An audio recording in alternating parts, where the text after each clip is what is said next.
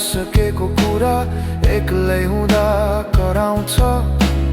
मुस्कान भित्र लुकाएको दुःख आज खुलेर रोइरहन्छ।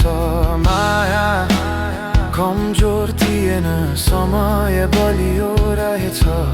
हामीलाई छुट्याउने सबैभन्दा ठुलो दोष यही रहेछ। सुनेपछि फेरि सुन्न मन लाग्ने तिम्रो आवाज जस्तै माया। दुख्छ धेरै तर छोड्न सक्दिन, यही हो मेरो सजाय। तिमी छैनौ म पनि छैन, तर सम्झना अझै जिउँदो छ।